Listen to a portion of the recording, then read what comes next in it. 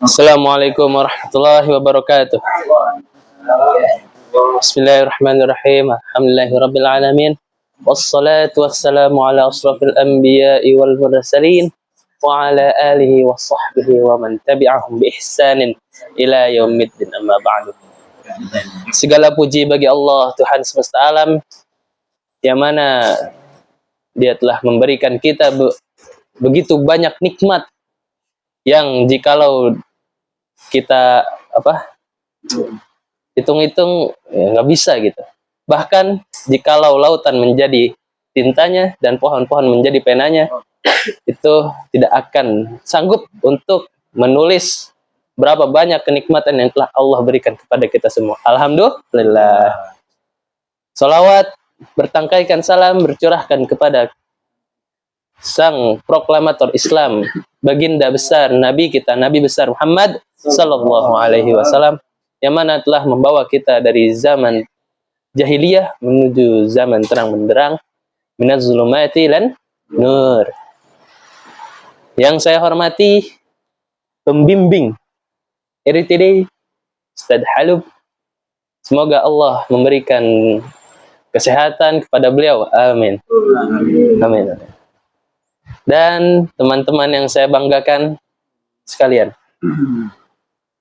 saya di sini sebagai MC, Master of Ceremony, setelah sekian lama tidak bertemu dengan saya lagi, yang akan membawakan acara pada malam hari ini.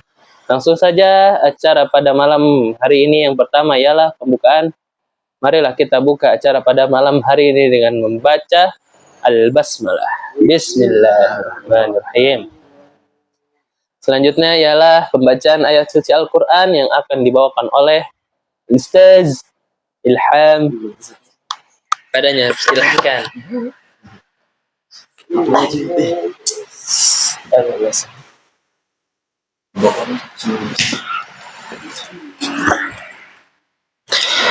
أعوذ بالله من الشيطان الرجيم.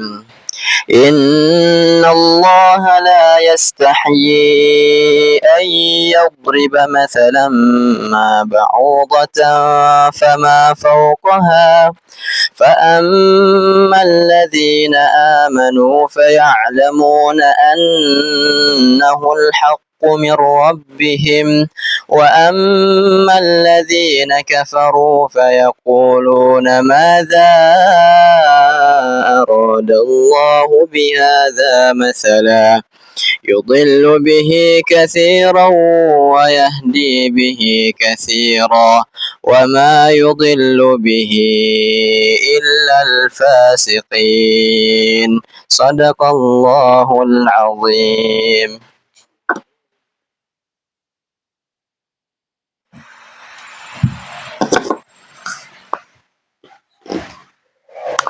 Sadaqallahul azim.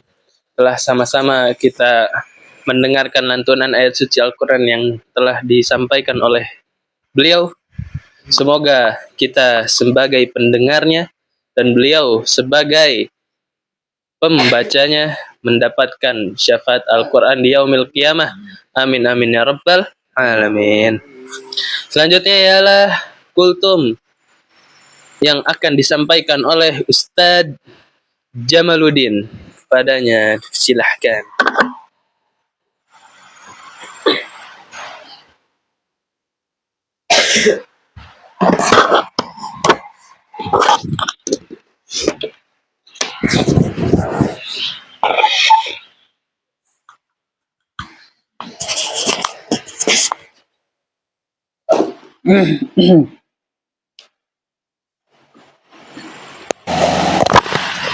Bismillahirrahmanirrahim. Assalamualaikum warahmatullahi wabarakatuh. Alhamdulillah wassalatu wassalamu ala Rasulillah.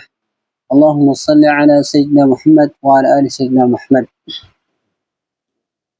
Yang sama-sama kita hormati Ustaz Halum dan para teman-teman seperjuangan dalam menuntut ilmu yang saya banggakan. Pertama-tama, mari kita bersama-sama menguji dan menguji syukur kita kepada Allah Subhanahu wa taala yang telah memberikan kita berbagai macam nikmatnya, sehingga alas canggih pun tidak bisa menghitung yang namanya nikmat Allah Subhanahu wa taala. Karena nikmat Allah Subhanahu wa taala saking banyaknya kita diberikan, dan ini semua kita harus patut untuk mensyukurinya. Karena sebagaimana Allah Subhanahu wa taala berfirman di dalam Al-Qur'an yang berbunyi, la in syakartum la azidannakum wa la in kafartum inna azabi lasyadid. Dan yang artinya, barang siapa yang merasa bersyukur atas nikmatku kata Allah, maka akan kutambah nikmatnya, dan sebaliknya apabila kalian mengingkari nikmatku kata Allah, maka pasti azabku sangat pedih bagimu. Jadi di dalam ayat Al-Quran ini dijelaskan bahwa kita diperintahkan Allah Subhanahu wa taala untuk memperbanyak mensyukuri nikmatnya.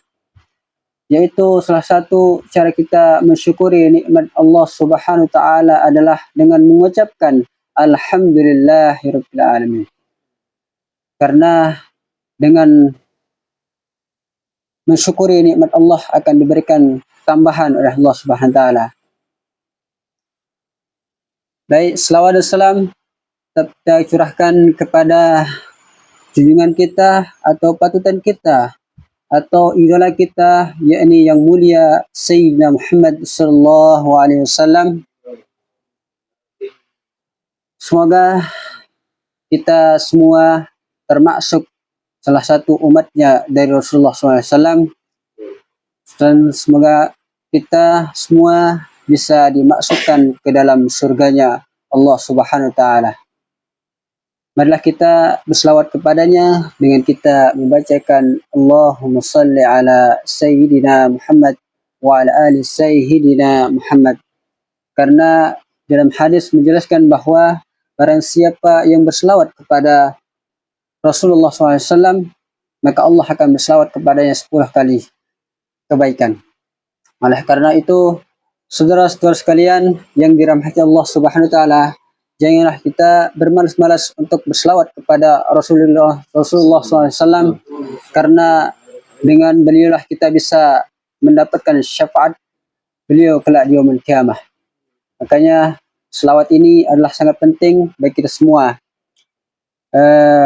Apapun selawat kita, maka itu bisa juga bisa mendapatkan syafaat dari Rasulullah SAW. Baik, langsung saja saya akan menyampaikan sebuah tausiah atau pidato dengan tema indikasi hati yang bersih. Jadi hadirin yang dirahmati Allah Subhanahu wa taala, indikasi hati yang bersih secara istilah adalah, indikasi hati yang bersih itu adalah yang biasa digunakan dengan konteks spiritual, moral atau keagamaan untuk menggambarkan keadaan batin seseorang yang bebas dari sifat-sifat buruk seperti iri, dengki, dendam, sombong atau benci. Dan istilah ini juga sering ditemukan dalam ajaran agama seperti agama Islam, Kristen, Hindu dan lain sebagainya, serta dalam filsafat atau budaya timur yang menekankan pentingnya kecintaan hati dan niat. Jadi saudara-saudara sekalian yang dirahmati Allah Subhanahu wa taala, yang dinamakan hati yang bersih itu adalah seperti qalbun salim, yaitu yang artinya adalah hati yang selamat dari penyakit batin seperti syirik, riya, dengki, sombong, dan serta dipenuhi dengan iman dan ikhlas. Jadi maknanya atau penjelasan dari penjelasan di atas ini adalah hati yang selamat dari penyakit batin, artinya seperti tidak ada syirik. Maksudnya adalah tidak menyekutukan Allah baik secara lahir maupun batin. Hati yang bergantung kepada Allah Subhanahu wa taala. Itulah yang dimaksud dengan tidak ada syirik. Dan selanjutnya tidak ada iri. Maksudnya adalah tidak berbuat baik hanya karena ingin dipuji oleh orang lain atau sesama manusia. Dan yang ketiga, tidak ada dengki atau hasad. Maksudnya adalah tidak merasa sakit hati atau tidak suka jika orang lain mendapatkan nikmat. Dan yang keempat, tidak sombong. Jadi maksudnya adalah tidak memandang diri lebih tinggi dari orang lain atau sesama manusia. Dan yang terakhir, dipenuhi dengan iman dan ikhlas. Artinya hati yang penuh kepercayaan kepada Allah Subhanahu wa taala atau yakin atau tidak ragu akan janjinya. Dan segala amal perbuatannya dilakukan semata-mata karena Allah Subhanahu wa taala atau ikhlas, bukan karena ingin pujian atau keuntungan dunia. Jadi saudara-saudara sekalian yang dirahmati Allah Subhanahu wa taala. Selanjutnya adalah adapun indikasi hati yang bersih itu adalah pertama, dia ikhlas dalam beribadah. Jadi maksudnya adalah hati yang bersih itu dia selalu beribadah semata-mata karena Allah Subhanahu wa taala, bukan karena pujian, ria ataupun ingin dianggap baik oleh orang manusia atau sesama manusia atau orang lain. Jadi segala amal yang diniatkan untuk mendapatkan keridhaan Allah Subhanahu wa taala, sebagaimana Allah Subhanahu wa taala berfirman di dalam kitab suci Al-Qur'annya yang artinya, padahal mereka tidak disuruh kecuali supaya menyembah Allah dengan memurniakan ketaatan kepadanya. Quran surah Al-Bainah ayat 9 ayat 5. Jadi hadirin yang dirahmati Allah Subhanahu wa taala, selanjutnya adalah indikasi hati yang bersih itu adalah tawakal kepada Allah Subhanahu wa taala atau berserah diri kepadanya.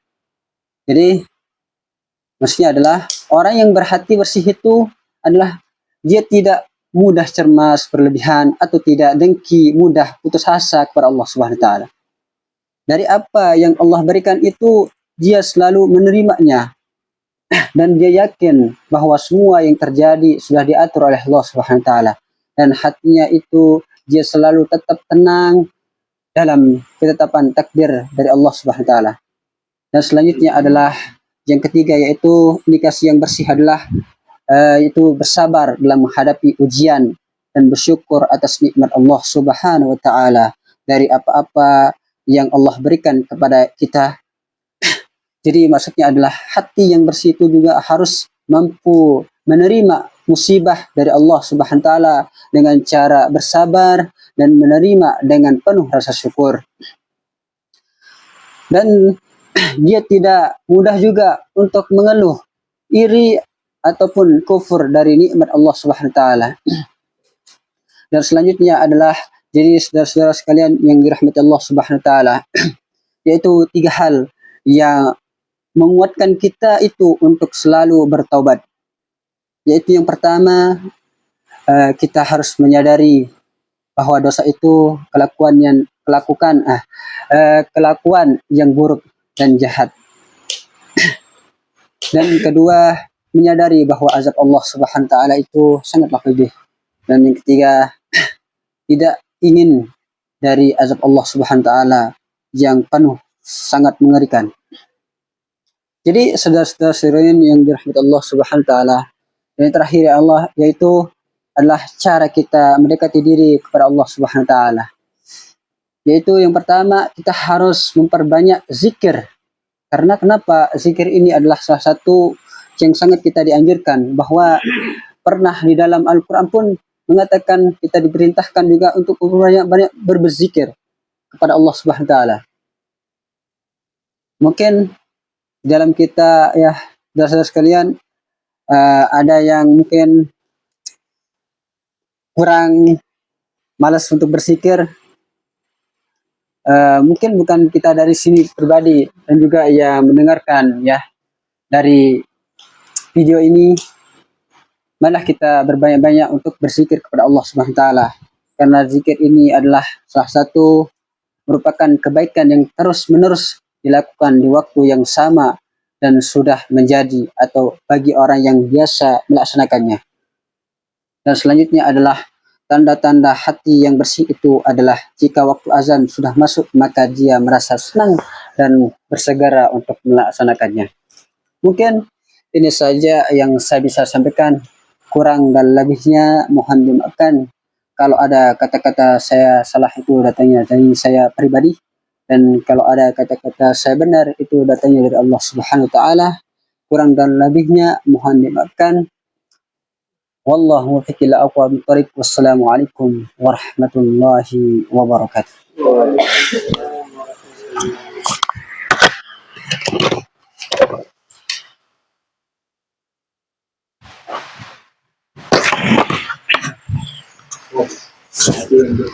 Waalaikumsalam warahmatullahi wabarakatuh. Alhamdulillah telah sama-sama kita dengarkan kultum yang berjudul Indikasi Hati yang Bersih, yang dimana yang saya ambil ialah kita sebagai manusia harus menjadikan hati kita ini hati yang selamat, kolbun salim.